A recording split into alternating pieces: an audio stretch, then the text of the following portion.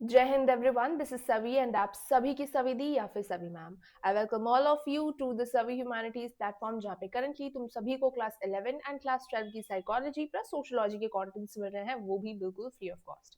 सो बच्चे, जैसे कि हम अपने वन शॉट के सीरीज को कंटिन्यू कर रहे हैं, हर चैप्टर को हम अपने 30 मिनट्स के अंदर कवर कर रहे हैं। So this is going to be class 12 की सोशोलॉजी का कल्चरल चेंज। जिस चैप्टर को अगर तुमने अभी तक नहीं भी पढ़ा होगा, तो after seeing this session you will get an idea of the whole chapter. अगर तुम मेरे मैं जो भी आपको सजेस्ट कर रही हूँ, अगर आप सभी उन चीजों को फॉलो करते हो, then what is going to be happen is you are going to secure your marks. ठीक है।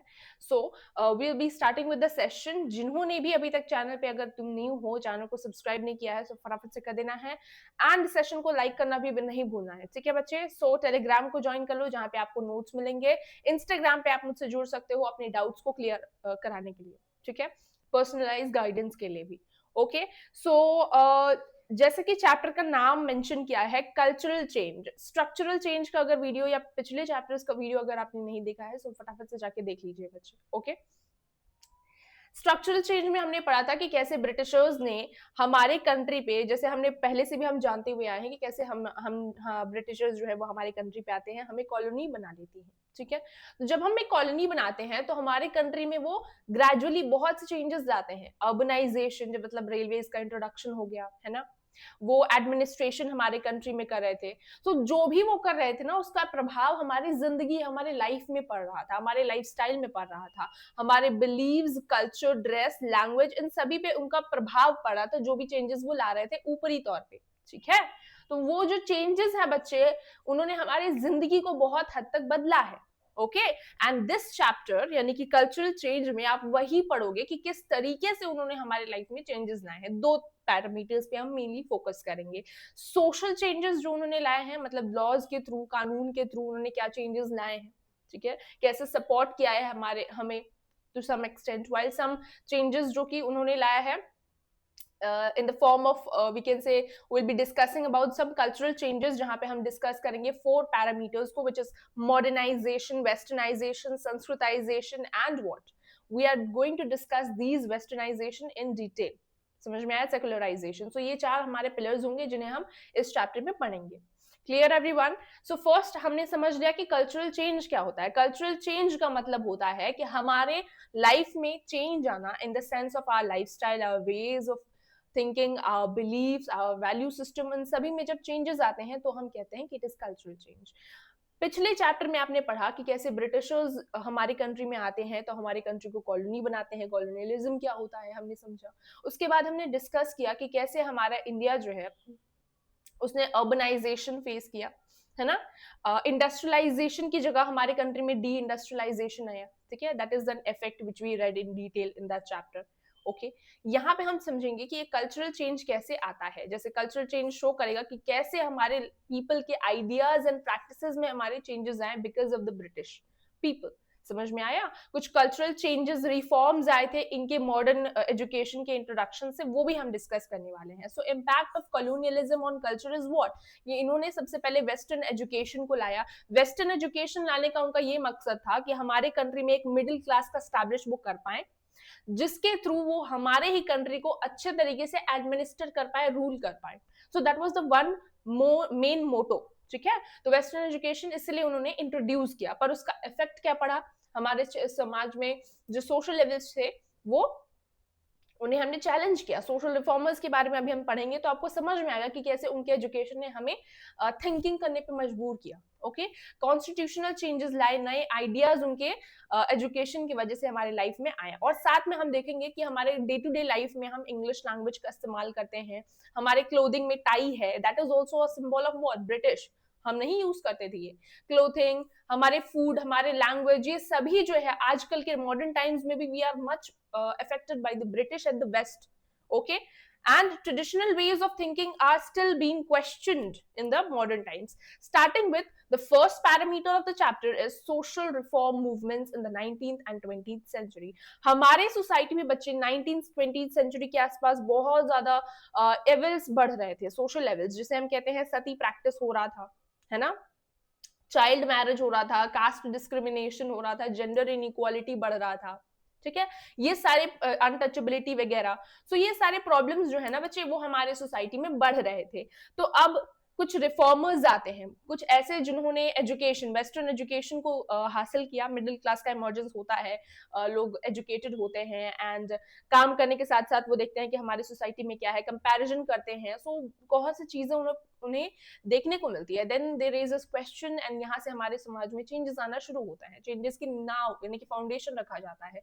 सो रिफॉर्मर्स ने आइडिया मतलब धीरे धीरे पार्ट टाइम वो सोचा करते थे, डिस्कशन किया करते थे क्लब्स में जाके, ठीक है, मीटिंग्स होती थी, फिर एजुकेशन मतलब मॉडर्न आइडियाज के ऊपर डिस्कशन डिबेट्स होते थे, कंपैरिजन होता था, तो यहाँ से हमारा जो फाउंडेशन है वो ले हुआ।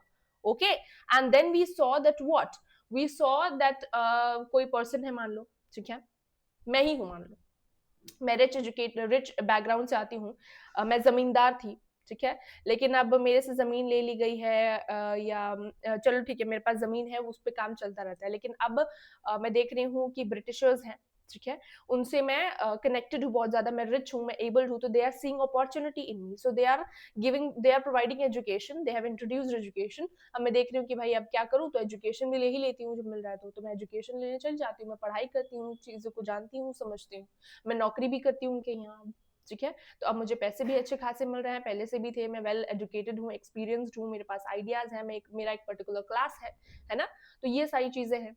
अब मैं काम तो कर रही हूँ, फिर मैं 9 to 5 का जॉब कर रही हूँ, 5 बजे मैं घर आती हूँ, तो फिर मेरे पास और टाइम है, मैं क्या करूँ, उस टाइम पे तो मोबाइल फोन्स थे नहीं, सोशल मीडिया थे नहीं, तो क्या करूँ मैं, तो बुक्स पढ़ा करते थे लोग, क्लब्स में जाया करते थे, अपने डिस्कशन डिबेट्स चलते थे, है ना, तो वो लोग बात करते थे, अरे इंडिया में तो ये चीजें हैं, हमने वेस्टर्न एजुकेशन में पढ़ा था कि फ्रीडम होता है, इक्वालिटी होता है, यहाँ पे तो सती प्रथा प्रैक्टिस हो रहा है, तो ये डिस्कशन हुआ, डिबेट्स हुआ, उसके बाद हमने देखा क्या कि ग्रेजुअली कुछ रिफॉर्मर्स आने लगे, ठीक है, जैसे Raja Ram Mohan is very important person, जिन्होंने क्या किया, जिन्होंने अपोज किया, उन्होंने कंपैरिजन किया, तो दे फाउंड आउट कि हमारे सोसाइटी में 19th सेंचुरी या 20th सेंचुरी के आसपास बहुत से सोशल लेवल से जिन पे काम करना बहुत ज्यादा जरूरी है, तो हम देखते हैं कि ब्रह्मो समाज की स्थापना होती है, मतलब धीरे धीरे ऑर्गेनाइजेशन स्टैब्लिश होते हैं, ऑर्गेनाइजेशन के फाउंडर होते हैं, वो डिफरेंट तरीके से अलग अलग तरीकों से डिस्कशन डिबेट्स करते हुए समाज में बताते हैं कि ये हमारे समाज में खामियां हैं, ऐसा नहीं होना चाहिए, हमारे शास्त्र ने ऐसा बताया है कि हमारे शास्त्रों में इन सारी चीजों को प्रैक्टिस नहीं किया जाता है,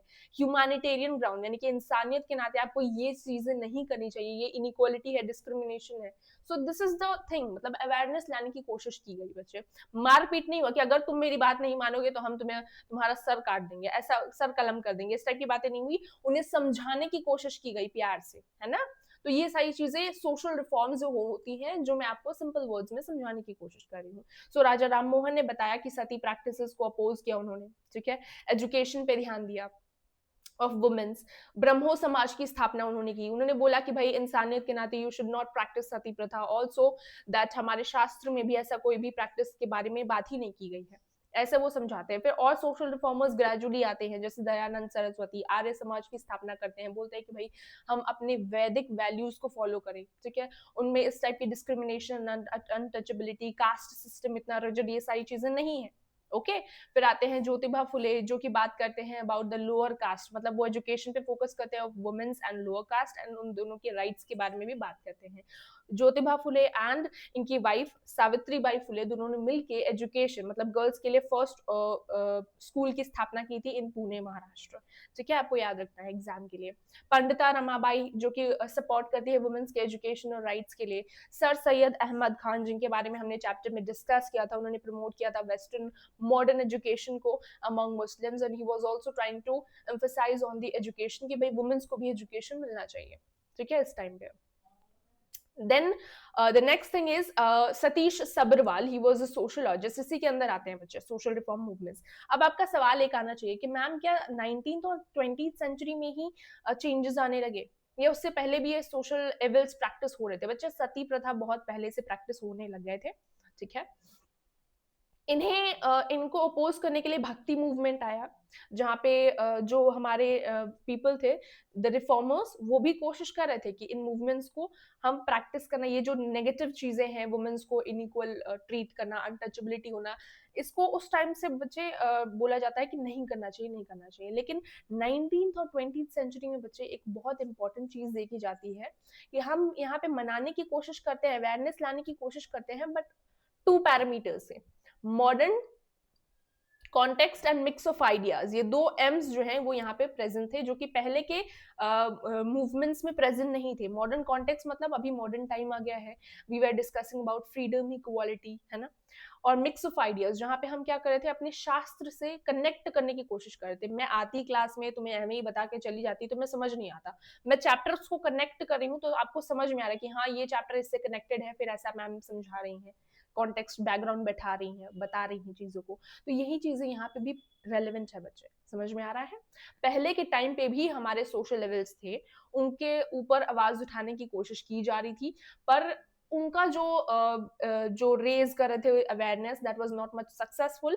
19th और 20th सेंचुरी के जो रिफॉर्म मूवमेंट्स, उनके बारे में हम ज्यादा पढ़ते हैं, पहले वालों के बारे में हम ज्यादा नहीं पढ़ते हैं। The main idea is modern context and mix of ideas, जो हमने चैप्टर में इलेबोरेटली डिस्कस किया था। मॉडर्न कॉन्टेक्स्ट मतलब जैसे कि वेस्टर्न वैल्यूज उस टाइम पे इवॉल्व हो रहे थे, है ना, इंडस्ट्रियलाइजेशन आ रहा था, कैपिटलिज्म आ रहा था, तो हम लोग फ्रीडम्स के बारे में, इक्वालिटी के बारे में, इंडिविजुअलिज्म के बारे में बात कर रहे थे। तो modern context, mix of ideas, जहाँ पे हम अपने ट्रेडिशनल वैल्यूज से एसोसिएट कर रहे थे, हम अपने बोल रहे थे ना कि हमारे शास्त्र में ऐसी चीजें नहीं लिखी हुई हैं, है ना। तो ये सारी चीजें हैं, तो दोनों चीजें हमारे मेन हैं, जिन्होंने हमें बताया, जिन्होंने लोगों को समझाया, अवेयरनेस लाया, and that is the reason why we are not practising these kind of problems, the evils are not existing in the modern times still the way that was at that time। समझ में आया। अब यहाँ पे हम discuss कर रहे हैं कि हमारे सोशोलॉजिस्ट हैं सतीश सबरवाल, उन्होंने बताया कि कैसे ये जो चेंजेस है, मतलब रिफॉर्मर्स जो हैं वो एक दूसरे से बातें कैसे किया करते थे, कैसे ये जो आइडियाज है, मतलब एजुकेशन मान लो मिल गया, ठीक है, एजुकेशन मिल गया, मॉडर्न एजुकेशन फैलने लगा इंडियंस के बीच में, लेकिन ये जो एजुकेशन का फैलाव है ये किस तरीके से हुआ कि लोग जो है वो इतना अवेयर हुए, उन्होंने चेंजेस के बारे में बात किया, डिस्कशन किया, एजुकेशन के बारे में बात किया, सोशल रिफॉर्म मूवमेंट कैसे ला दिया। ठीक है, एवे तो नहीं आ गया कि भाई तुम आज मैं सोती हूँ कल सुबह उठती हूँ मैंने देखा रहे सोशल रिफॉर्म मूवमेंट आ गया, एवे तो नहीं आ गया ना, कुछ तो हो रहा था। तो क्या हो रहा था, पहला हमने देखा कि नेचर ऑफ आइडियाज, पहला हम देखते हैं मोड ऑफ एजुकेशन बच्चे, जहां पे हम देखते हैं कि प्रिंटिंग प्रेस आ गया था। ठीक है, जैसे ही मिडिल क्लास का इमर्जेंस होता है, वी सॉ दैट न्यूज़पेपर्स आ रहे थे, है ना, मैगजीन्स वगैरह आ रहे थे, तो प्रिंटिंग प्रेस का एवोल्यूशन होता है, उसका फैलाव देखने को मिलता है, टेलीग्राफ है, रेलवेज है, स्टीमशिप्स है, इसने आइडियाज को और ज्यादा स्प्रेड किया, मतलब इंडिया में भी आइडियाज स्प्रेड हो रहे थे, वेस्टर्न कंट्रीज के भी आइडियाज इंडिया में फ्लो हो रहे थे, तो फ्लो मूवमेंट स्टार्ट हो गया था वहां पे। रिफॉर्मर्स जो है ट्रेवल कर रहे थे, एक्सचेंज कर रहे थे अपने आइडियाज को, okay, so that was happening. ठीक है, सो this is first thing, mode of communication, ideas, जो थिंकर्स है, रिफॉर्मर्स है, उन्होंने कम्युनिकेट करना शुरू किया, बातें करना शुरू की, अपने आइडियाज को फैलाना शुरू कर दिया। जैसे मैं हूँ एक थिंकर, मैं आपको बताना शुरू करती हूँ, ऑर्गेनाइजेशंस का फॉर्मेशन सबसे पहले कम्युनिकेशन से होता है, आप कम्युनिकेट करोगे, ठीक है, कम्युनिकेट करके लोगों को सहमत करोगे तो फिर आपका ऑर्गेनाइजेशन बनेगा। ऑर्गेनाइजेशन जैसे ब्रह्मो समाज बनता है, like minded people are coming together and they are with a aim, they are forming an organisation. So Arya Samaj, all India Muslim ladies conference, तो न्यूज़पेपर्स अपने ये लोग पब्लिश करते हैं, जर्नल्स ट्रांसलेशन करते हैं, अपने आइडियाज को और ज्यादा फैलाते हैं, है ना। नेचर ऑफ आइडियाज की बात करें तो they were discussing about freedom, equality, liberalism, education जो कि इमर्ज हो रहा है। दे हैव सीन पहले के टाइम पे education was not a something which should be persuaded, but अब एजुकेशन का जो इंपॉर्टेंस है वो बढ़ने लग गया। जो आइडिया हमारा मैरिज फैमिली को लेके था वो भी चेंज होने लग गया, वुमेन्स का रोल भी हमें चेंज होते हुए देखने को मिला इन दैट टाइम पीरियड, वहां से शुरुआत हुई। समझ में आया। सो this is all about your 18th and 19th, जो 19th एंड 20th सेंचुरी का तुम्हारा अर्ली सोशल मूवमेंट्स है उसके बारे में हमने यहाँ तक पढ़ा था। ठीक है, या यहाँ तक आपको जानने की जरूरत है। नेक्स्ट है हमारा major processes of cultural change, कि कौन से, मतलब हमारे कल्चरल चेंजेस कैसे आते हैं। ठीक है, सोशोलॉजिस्ट जो है वो डिवाइड करते हैं cultural change into 4 main categories. ठीक है? जैसे मैंने बताया कि हमारे सोसाइटी में 2 चीज़ें हमने इस चैप्टर में मेन प्रमुख बात की। पहला हमारा सोशल मूवमेंट्स जिन्होंने हमें जिसे हमने डिस्कस किया अभी। दूसरा है हमारा कल्चरल चेंज के जो हमारे प्रोसेसेस रहे। सबसे पहले आता है हमारा संस्कृताइज़ेशन। बच्चे संस्कृताइज़ेशन क्या होता है? संस्कृताइज़ेशन एक ऐसा प्रोसेस है जहाँ पे कोई लो कास्ट का व्यक्ति अपर कास्ट के जो रिचुअल्स है, आइडियाज़ है, उन्हें कॉपी कर रहा होता है। ठीक है? एंड कॉपी करते-करते वो वैसा ही हो जाता है। जब आप किसी को अंधाधुंध कॉपी करने लग जाते हो, तो आप उसके जैसे बन जाते हो, है ना? तो ये होता है ना तो वही ये होता है संस्कृताइज़ेशन का प्रोसेस इन शॉर्ट। इसमें क्या होता है आप हायर कास्ट के rituals, food habits and lifestyle को कॉपी कर रहे होते हो। ठीक है? अगर कोई एक्स पर्सन है जो कि हाई कास्ट का है, तो आप उसके जैसे खाना खाओगे, उसके जैसे कपड़े पहनोगे, वो जो चीज़ें सोचता है, उसके आइडियाज़ को आप भी अपनाओगे। वो जो जो चीज़ें अपने लाइफ में करता है, वो भी करोगे आप, है ना? तो ये सारी चीज़ें होती हैं। अब ये जो टर्म है about the sanskritisation, dominant caste, ये एम एन श्रीनिवास ने इंट्रोड्यूस किया था। Okay? Very important in your answers.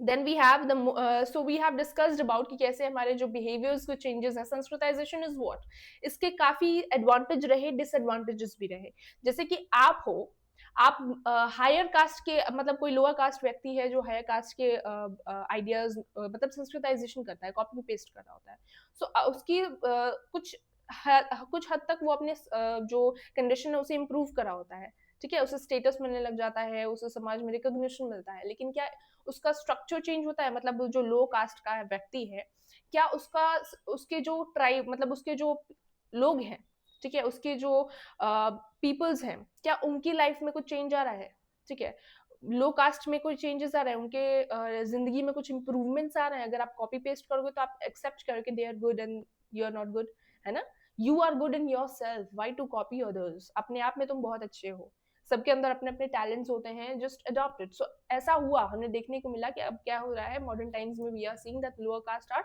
not means desensitization देखने को मिलता है where they are not following the ideas and the rituals of the higher caste and they are accepting themselves so ये हो रहा है हमारे desensitization in the modern time so ये हमने डिस्कस किया था डिटेल में in the full chapter playlist आपको देखने को मिलेगा in the I button you can click it and you can see it अगर आपने चैप्टर को अभी तक डिटेल में अंडरस्टैंड नहीं किया है ठीक है westernisation is the second thing जहां पे हम डिस्कस करते हैं एडॉप्शन ऑफ वेस्टर्न वैल्यूज यानी कि हम क्या करेंगे हम western education technology institution values and lifestyle को फॉलो करते हैं जैसे मान लो आप अपने घर में बैठे हो तो देख रहे हो कि तो मेरे घर में फ्रिज है वॉशिंग मशीन है टेलीविजन है so what it is kind of example which is showing कि आपके लाइफस्टाइल में वेस्टर्नाइजेशन कितना आ चुका है आप हॉलीवुड मूवीज के लिए प्रेफरेंस कर रहे हो तो दिस इज वेस्टर्नाइजेशन ठीक है तो आप अडॉप्ट कर रहे हो वेस्टर्न वेज ऑफ लिविंग ठीक है उनकी technologies education like this so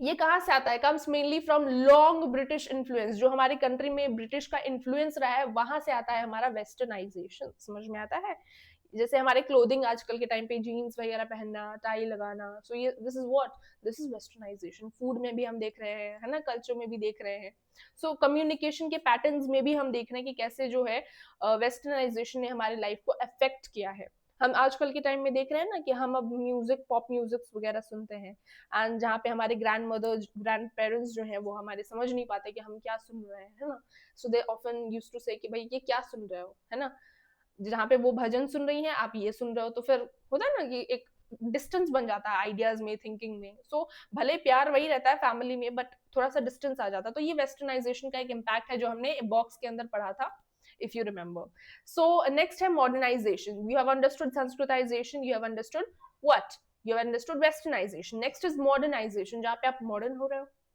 अब मॉडर्न का आइडिया मतलब मॉडर्न आप गलत समझ लो तो कि मॉडर्न का मतलब मैं भी ये होगा वो होगा पर मॉडर्नाइजेशन होता क्या है इसका मतलब होता है कि आप साइंटिफिक थिंकिंग कर रहे हो ठीक है आपको कोई मतलब आपको बोल दिया गया कि आप यहाँ पे बैठ जाओ तो आप बैठे हुए ठीक है बहुत बहुत सिंपल एग्जाम्पल आपको बोल दिया कि आप बैठे हुए हो बस बैठे हुए दिन भर बीत गई रात बीत गई 4 दिन बीत गया बैठे ही हुए हो so that is your what that is your कि आप पहले ऐसे ही थे ठीक है ये मॉडर्नाइजेशन नहीं कहलाएगा पर मान लो आपको कोई बोलता है कि आप बैठो अब मॉडर्नाइज पर्सन है उसको बोला जा रहा है कि आप बैठ जाओ सो अब आप पूछोगे कि भाई क्यों बैठूं कितने देर तक बैठूं कब तक बैठना पड़ेगा, हमें कुछ काम है, हमें वहां जाना है, आप बता दो, है ना। तो ये क्या है, आप क्वेश्चनिंग कर रहे हो, आप रीजनिंग कर रहे हो, आप डिस्कस कर रहे हो, डिबेट कर रहे हो। सो ये सारी चीजें आपकी थिंकिंग आ रही है ना यहाँ पे, तो ये हो जाएगा modernisation. So modernisation is what, एक बहुत छोटा सा एग्जांपल से मैं आपको समझाने की कोशिश कर रही हूँ कि modernisation is where you start to think, you start to question, आप साइंटिफिक थिंकिंग करते हो, रीजनिंग करते हो, आप रैशनैलिटी करते हो, है ना। आप इक्वालिटी के बारे में बात करते हो, इंडिविजुअल फ्रीडम की बात करते हो, टेक्नोलॉजी की बात करते हो। आपने पढ़ा था ना कास्ट सिस्टम में हायरार्की बनी हुई है, वो आपको बताएगा कि आपको किससे बात करना है, किससे इंटरेक्ट करना है, किससे फूड शेयरिंग करनी है ना। ये आपका कास्ट सिस्टम बताता है। लेकिन मॉडर्नाइजेशन विल क्वेश्चन इट, है ना। मॉडर्नाइजेशन बोलेगा कि योर रिलीजन विल नॉट से, योर कास्ट विल नॉट से, आपका ये खुद का चॉइस होना चाहिए कि आप क्या करना चाहते हो, किससे मिलना चाहते हो, अपने लाइफ में कौन से जॉब परस्यू करना चाहते हो। It is fully your individual choice. This is what in the modernization is talking also about. समझ में आया। It changes people's view. अब ये एग्जाम के लिए बहुत इंपॉर्टेंट है मॉडर्नाइजेशन, ठीक है। ये वो वर्ल्ड के व्यू, मतलब हमारा दुनिया देखने का जो नजरिया है, ये बहुत हद तक इसने बदला है। फैमिली पैटर्न्स और सोशल बिहेवियर में भी इसने चेंजेस लाए हैं। So modernisation is not automatically eliminating tradition. हम ये नहीं बोल रहे हैं कि मॉडर्नाइजेशन का मतलब होता है कि ट्रेडिशन में बहुत ज्यादा चेंज आना, ठीक है। आप मॉडर्न हो रहे हो तो इसका मतलब ये है कि आप भूल रहे हो कि आप इंडियन भी हो, आप ट्रेडिशनल भी हो। आप देख लो ना, मैं टेक्नोलॉजी इस्तेमाल कर रही हूँ, but doesn't mean that I am not a traditional person and I don't have ideas and values related to my culture and my tradition, है ना। तो टेक्नोलॉजी तो मैं यूज कर रही हूँ, but I am still what, I am still traditional. So हम अभी देख रहे हैं कि बैलेंस चल रहा है बच्चे, between what is known as your traditional and what is known as your modern. तो इन दोनों के बीच में बैलेंस चल रहा है। हम फुल्ली मॉडर्न नहीं है, we are also following our culture. So balance की बात यहाँ पे चल रही है। समझ में आ रहा है यहाँ तक। So we can not say that you are eliminating your traditional values, there is a coexistence of both together. Next जो कि हमारा लास्ट पिलर है इज योर सेक्युलराइजेशन। सेक्युलराइजेशन का मतलब होता है किसी चीज का रिडक्शन होना। मेनली द चीज इज योर रिलीजन, ठीक है। तो जब हम बात करते हैं सेक्युलराइजेशन की वजह, तो इट मेनली मीन्स दैट आपका जो रिलीजन है वो पब्लिक डोमेन से हट रहा है और प्राइवेट मैटर बन रहा है, ठीक है। इन सोशल एंड पॉलिटिकल लाइफ हम रिलीजन को उतनी ज्यादा वैधता नहीं दे रहे हैं, ठीक है। आपको याद होगा western notion of secularisation and Indian notion of secularisation. अब मैं मान के चलती हूँ इतना तक, है ना, क्योंकि मैंने बहुत बार आपको एक्सप्लेन किया है। इन द वेस्ट हम देखते हैं कि रिलीजन जो है, वंस अगेन वेस्ट का पे नोशन आ रहा है, वेस्ट में हम देखते हैं कि रिलीजन और स्टेट इसमें क्लियर बाउंड्री है, दोनों इंटरफेयर नहीं करेंगे मैटर्स में। बट इंडिया में हम देखते हैं कि ऑफन दोनों का कोएग्जिस्टेंस है एंड दोनों कभी कभार इंटरफेयर भी एक दूसरे में करते हैं, ठीक है। तो ये चलता रहता है। पॉलिटिकल एंड सेक्युलर भी हम देखते हैं, कास्ट जो है। So we are discussing about कि कैसे सेक्युलराइजेशन हो रहा है, जहाँ पे रिलीजन जो है वो रिलीजन का इन्फ्लुएंस पब्लिक डोमेन से कम होते जा रहा है, ये प्राइवेट सब्जेक्ट मैटर बन रहा है, प्राइवेट मैटर बन रहा है। But one more thing which we discussed about is secularisation of caste, ठीक है। सेक्युलराइजेशन ऑफ कास्ट के अंदर हमने डिस्कस किया था कि कैसे कास्ट पॉलिटिक्स होने लग गया है, कास्ट बेस्ड पॉलिटिक्स हो रहा है, जहाँ पे कास्ट को एक नया इन्फ्लुएंस देखने को मिल रहा है in the regional politics. And that caste जो है ये हमारे लाइफ में अभी कम हो गया है। अब हम कॉलेज जाते हैं, स्कूल जाते हैं, तो we are not asking about what is your caste, है ना। कुछ हद तक कम हुआ, अब ये भी मैं नहीं बोलूंगी कि लोगों की थिंकिंग से हट गया है, कुछ हद तक कम हो गया है। लेकिन the main thing which we can observe over here is उतना कास्ट का रेलेवेंस नहीं है जितना बहुत पहले के टाइम पे था, जितना आपका लाइफ को रेगुलेट वो कर रहा था पहले, अभी नहीं कर रहा है कास्ट, है ना। लेकिन पॉलिटिक्स में कास्ट का अभी भी डोमिनेंस देखने को मिलता है, ठीक है। यहाँ पे आपको एक समरी दी गई है to explain what is sanskritisation, इसके एग्जाम्पल, वेस्टर्नाइजेशन इसके एग्जाम्पल, मॉडर्नाइजेशन एंड सेक्युलराइजेशन इसका एग्जाम्पल। आपको ये रीड करना है, ठीक है। एंड रीड जैसे आपने लेक्चर को देखा, you will go to Telegram, आपको यहाँ से पीडीएफ डाउनलोड करना है या PPT, you will read this, ठीक है। You will get some questions, you have to read those questions, उसमें असर्शन रीजन होगा, एमसीक्यूज होगा एंड सम लॉन्ग क्वेश्चंस जो कि आपको रीड आउट करना है, जिससे आपको आइडिया लगेगा अबाउट आंसर राइटिंग, अंडरस्टैंडिंग आपकी और ज्यादा डेप्थ होगी and this will be enough for this chapter. समझ में आया। सो if you will give 30 minutes to this lecture and you will go for the instructions जो मैंने आपको दिए है वो फॉलो करोगे, मैक्स टू मैक्स आपका 1 आवर 30 मिनट्स के अंदर या 2 आवर्स के अंदर मैक्स टू मैक्स, अगर आप ज्यादा टाइम भी लेते हो तो भी आपका चैप्टर जो है वो कंप्लीट हो जाएगा। So this is how you are going to do. So cultural change, why it matters in present time to read about them, because हमारे बिलीव्स, हमारे family relations, occupation, gender identity, इसने इन सभी को इफेक्ट किया है। हमारे कल्चर में चेंज आता है तो हमारे लाइफ में चेंज आता है, हमारे आइडियाज, हमारे वैल्यूज, हमारे थॉट प्रोसेस, हमारे यूज ऑफ टेक्नोलॉजी, इन सभी में चेंज आते हुए हमें देखने को मिलता है। ठीक है, जो हमारे रिफॉर्म मूवमेंट्स रहे हैं, social reform movements, westernisation, modernisation, इन्होंने भी हमारी लाइफ में बहुत इंपॉर्टेंट रोल प्ले किया है और आज आगे भी करते आएंगे, आज भी कर ही रहे हैं। तो ये सारी चीजें हैं जो आपको जाननी बहुत जरूरी थी। अगर आपने टेलीग्राम को ज्वाइन नहीं किया है बच्चे, तो फटाफट से कर लीजिए। इंस्टाग्राम पे भी अगर आपने मुझसे कनेक्ट नहीं हुए हो तो आप क्यूआर को स्कैन करके ज्वाइन हो सकते हो। ठीक है, आई होप आपको यहाँ तक कोई भी डाउट नहीं होगा, because we have once again discuss the whole chapter in depth, है ना। हमने क्या क्या डिस्कस किया, हमने डिस्कस किया कि कल्चरल चेंज का मीनिंग क्या होता है ना। वी हैव डिस्कस कि कल्चरल चेंज के अंदर हमने पढ़ा कि कैसे सोशल रिफॉर्म मूवमेंट्स आते हैं, है ना। लोग एजुकेटेड होते हैं, मिडिल क्लास का इमर्जेंस होता है ना। ब्रिटिशर्स ने प्लान आउट किया था टू कि हम एक मिडिल क्लास का इमर्जेंस करें फॉर एडमिनिस्ट्रेटिव पर्पस। तो मिडिल क्लास का इमर्जेंस होता है, ठीक है। फिर वो क्या करते हैं, वो डिस्कशन करते हैं पार्ट टाइम में, डिबेट्स करते हैं, एंड देन डिस्कशन डिबेट्स के साथ साथ दे फॉर्म ऑर्गेनाइजेशंस। ऑर्गेनाइजेशंस में कम्युनिकेशन होता है, कम्युनिकेशन के साथ साथ आइडियाज जो है वो फ्लो होते हैं। एजुकेशन का रोल इंपॉर्टेंट होने लग जाता है। People start to discuss about oh education is very important for not only for mens but also for womens, and women should also get the rights to vote and they should get the right कि वो भी part करें in the politics, and ये सारी चीजें, घर से बाहर आए, एजुकेशन ले, रीजनिंग करे, है ना। वो they are also rational being. So ये सारी चीजें आती हैं हमारे सोशल रिफॉर्म मूवमेंट से। अब सोशल रिफॉर्म मूवमेंट्स पहले के टाइम पे भी होते हैं, पर हम 19th और 20th सेंचुरी का जो सोशल रिफॉर्म मूवमेंट है, हम अक्सर उसके बारे में पढ़ते हैं क्योंकि उसमें है modern context and mix of ideas. ठीक है, ये हमने पढ़ा था फर्स्ट पिलर। सेकंड पिलर हमने पढ़े थे कुछ सोशल चेंजेस या cultural changes, basically the process, जहां पे हमने 4 पिलर्स के बारे में डिस्कस किया कि व्हाट इज संस्कृताइजेशन, उसके कुछ एडवांटेजेस होते हैं, कुछ डिसएडवांटेजेस होते हैं। ठीक है, अब हर चीज के कुछ प्रोज एंड कॉन्स होते हैं, हर इंसान के अंदर होती हैं कुछ कमियां और कुछ बहुत talents, right. So same is with this sanskritisation, modernisation, westernisation and secularisation. So इन चारों पिलर्स के बारे में भी हमने लैबोरेटली डिस्कस किया, एंड आई होप कि आपको ये चैप्टर जो है वो क्रिस्टल क्लियर हो गया होगा। वंस अगेन, अगर आपको कोई डाउट है, you can reach in the Instagram in the comment section. Till then everyone, take care. मिलते हैं नेक्स्ट सेशंस में। अपना ध्यान रखिए, एंड जो भी इंस्ट्रक्शंस मैंने बच्चे आपको बताया है वो फॉलो कीजिए ताकि आपको ज्यादा से ज्यादा हेल्प मिले फ्रॉम ऑल दीज सेशंस। ठीक है, टेक केयर बच्चे, मिलते हैं वेरी सून। Once again